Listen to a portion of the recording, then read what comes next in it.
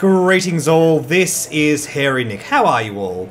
Over the weekend I played some 32-point X-Wing tournaments at PAX, hosted by Hell of a Pilot. Specifically, these tournaments I played were hosted by Hell of a Pilot's Mike Marriott. So Mike, if you're watching, thank you so much, dude, you did a great job.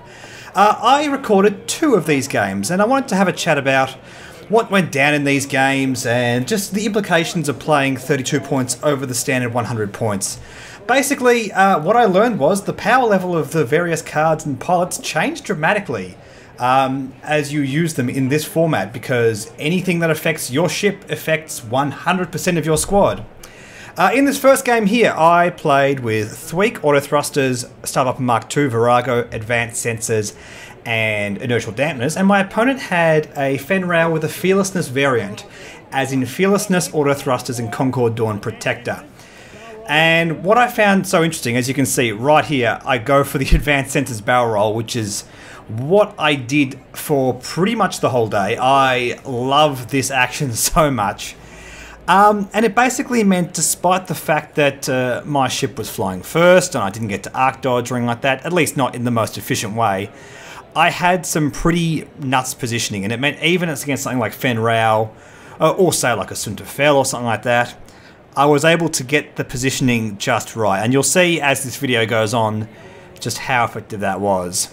Fenrir not opting for push the limit so he could take Fearlessness, however that does not become an option in 32 points because you simply can't afford it. So Fearlessness with Fenrir gets right to 32 points exactly. Again, using that Advanced Sensors barrel roll just to line up. Now it's also worth noting, if you have a look at this, if I were to fly after my opponent, having that barrel roll means I could point my ship in different directions. Similar how you would use, say, the Advanced Sensors boost on the IG-88 pilots. Although arguably there's a bit more positioning ability, especially with that Segner's loop. It just became nuts. Fenrir just edging and didn't quite get range 3 on this turn due to this barrel roll just here. So we're just jockeying for position, and what was interesting about this whole matchup was my only goal here was to get Fenrir out of arc. Fenrir's only goal was to get me in range 1. So there was an optimal situation for both our ships separately. And as you can see, as I do this gentle 3 bank here, and with this wonderful barrel roll, I managed to sort of sidle around Fenrir as he flies into the middle of the board and keep him in arc, at least after his initial maneuver. Proved very potent. It put him on the back foot, because unless he turned into me, which is very difficult considering you don't know where this Starviper is going to end up. And as you can see, he just does that boost and just gets out. But forcing him to have to use that boost proved very beneficial. We're now in a situation where we have to turn around this large asteroid, and having this Advanced Sensors Starviper means I can do a hard turn and then do a banking barrel roll. Meaning I can basically turn right at him right here, which I'm pretty sure is what I did. Let's just have a look.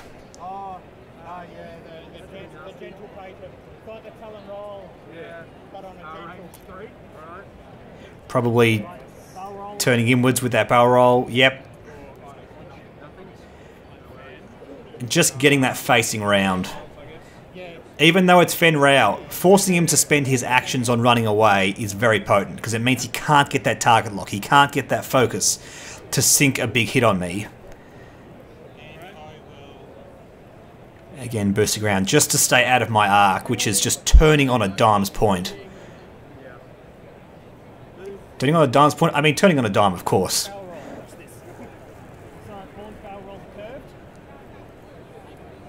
So there we go. And I didn't quite get this barrel roll here because of the asteroid being there. Which was very interesting because it meant that I thought my maneuver was going to end up... I believe I did a Segner's loop out to the right, which meaning I would sort of hook around the outside of Fenrir as he turns in. And as I barrel roll this way instead, and I do that Segner's loop, I ended up on the other side of the rock. And I'm actually talking about it to the guy as I'm doing it. I would be somewhere 10 centimeters out to the right of Fen Rao if I had had my original concept of that barrel roll going the other direction, which is insane if you think about it. Thweek with this build is very interesting because you always get to pilot skill match as a very bare minimum. Worst case scenario is he comes up against a contracted scout or a Skirk bomber with a Lock Revenant or Karthak pilot, or just generics in general, and he gets no benefit from his ability, but at the end of the day you still beat out the pilot skill on those matchups because you can just opt not to assign the condition cards. What was I doing here? Oh yes. So the one hard alone is nuts, and I shudder to think what this matchup would have been like if I got to fly after Fen Rao. But not flying with initiative bid, of course, always makes things a bit dangerous. So here with Fen Rao, we see a 2 bank, which unfortunately hit the rock. I anticipated that he would fly a hard 2, which meant I'd catch him in arc, and he would have to boost to get out of it. Unfortunately, hitting the rock here pretty much spelled doom for Fen. It's pretty much all over at this point. Yep, there's the hit. 4 dice, 2 hits, 2 crits. Absolutely no hope. It was really tough, but ultimately what this matchup showed was you can just abuse the action of that advanced sensitive barrel roll over and over again to get the positioning just perfect. Now, the danger of that is you are not taking focus or target locks, which is kind of scary actually, but the Star Viper, in my feelings, has become so potent at that positioning that you can kind of not take focus actions and just hope that you arc dodge super well. It's a super cool arc dodger that doesn't have high pilot skills, which is very interesting. Okay, now this is a more interesting matchup. This is a Thweek versus Thweek. Now, the user that submitted Thweek as a build for me to fly actually suggested I fly with fire controls, and I've forgotten your name. I'll put your name up here on the screen.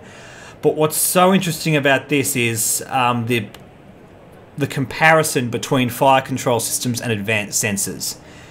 So as you can see, like, we're jockeying for position, just getting into that range. We're not so concerned about range. I believe we take a range 3 shot here, which does nothing with auto thrusters, obviously. But it's the way my opponent leverages fire control system over my advanced sensors which really gets him the win. Oh, spoiler alert, my opponent wins here. I actually won 2 out of the 4 games out of this tournament, and I recorded a win and a loss, which is pretty cool.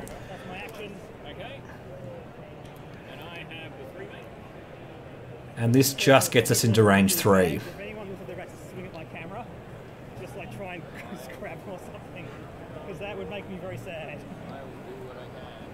And then we take the range 3 shot. Me first, having initiative.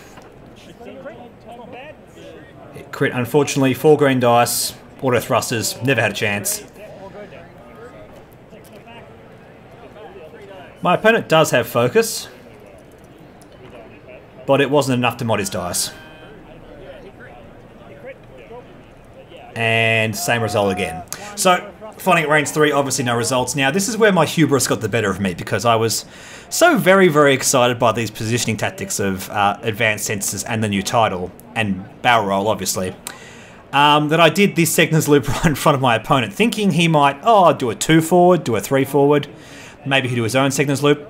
A Segner's loop is a great option when you're getting in close with a Star Viper, because you can really make sure you catch your opponent.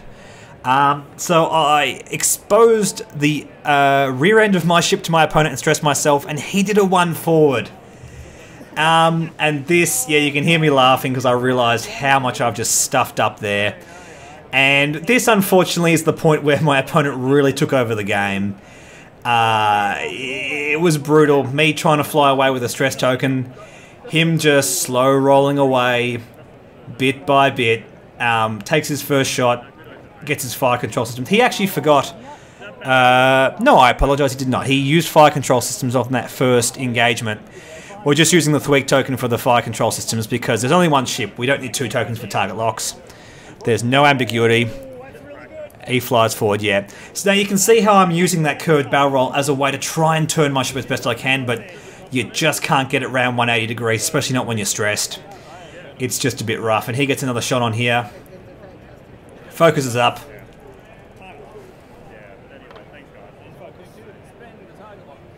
Gets the full value of target lock.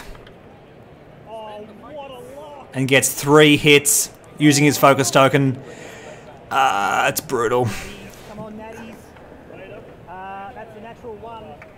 So I end up taking a critical damage.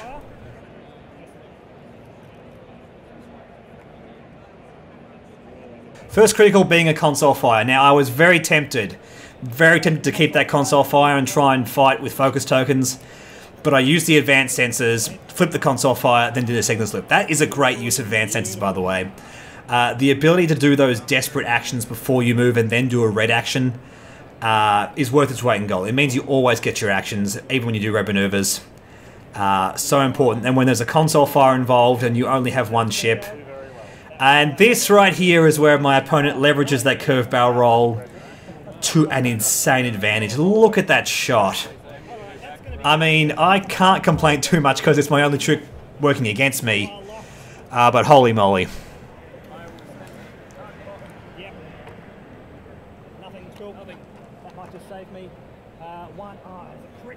He still gets the crit through. You can hear me growling.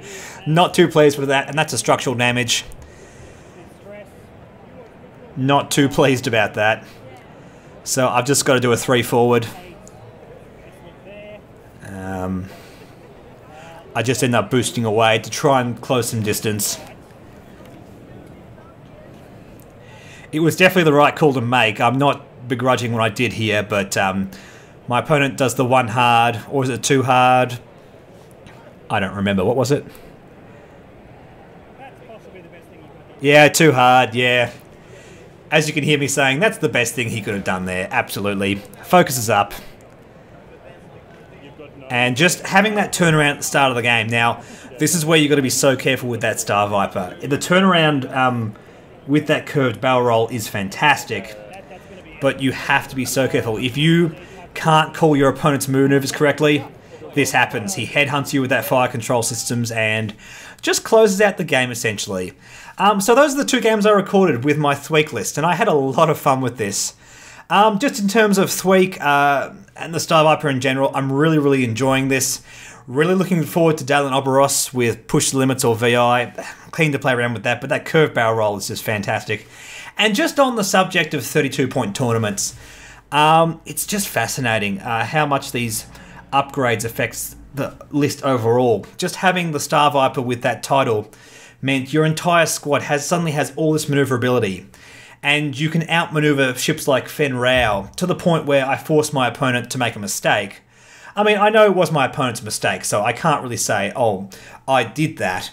However, the fact that I was able to arc dodge him, keep him in arc, keep the pressure on, ended up meaning that I got that shot. And if my opponent had got the shot in, we would have got a simultaneous shot. And yeah, he might have won because of fearlessness, but the fact that I was able to keep the pressure on was a good sign for the Star Viper. I obviously didn't have a super good tournament, only winning 2 of the 4 games, but I'm super happy about it. And 32-point tournaments, yeah. Look, if you guys have a chance to play these, it's super fun. I only managed to make it to this one tournament that Mike hosted, and I'm so glad that I did. I will make a point to do more of these. You guys submitted a whole heap of really awesome 32-point lists. I'll try and take them to more tournaments, but I'll definitely try and play them here with Justin, just do some little scratch matches, because as you see, they're great for this kind of discussion pieces where I can just talk about single ships, talk about builds, and just generally have a good time. Anyway, guys, that's the 32-point tournaments from PAX. Thanks for watching. Like and subscribe, like our Facebook, and I will catch you later.